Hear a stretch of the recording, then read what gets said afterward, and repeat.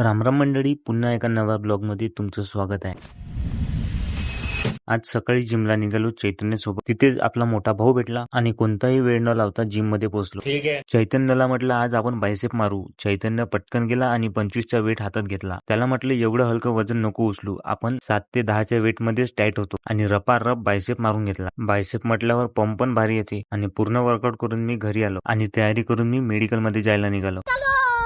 आणि जय श्रीरामचा नारा घेत मेडिकलमध्ये राम भक्त आले वर्गणीसाठी आणि लहान मुलांची भक्ती पाहून मी माझ्या इच्छेने त्यांना एक छोटीशी रक्कम वर्गणीमध्ये दिली आणि मग घरी गेलो जेवण करायला. आणि जेवण करून बाहेर आलो तर आपल्याच घराजवळ रामनवमीची फुल तयारी चालू होती. दरवर्षीप्रमाणे यावर्षी पण आपल्या एरियामध्ये युनिक झाकी काढण्यात आली. दाखवतो ते पण आजच्या ब्लॉग मध्ये. मेडिकलकडे जायला निघालो तेवढ्यात मला 2 लहान मुलं भेटले आणि या लहान मुलाकडे पाहून मी विचार केला आणि आपण तर अजून साधं चालण्यातच बिझी आहोत आणि हा लहान भाऊ नवीन व्हर्जन मध्ये चालत आहे. चला असा टॅलेंट पाहायला मिळाला म्हणून एक लाईक करून टाका आणि कॉमेंट मध्ये सांगा कसा आहे. आणि संध्याकाळी मार्केटमध्ये रामनवमीच्या झाक्या येऊन गेल्या आणि रामनवमीची खरी मजा काय असते ते आपल्या ब्लॉग मध्ये पाहून घ्या.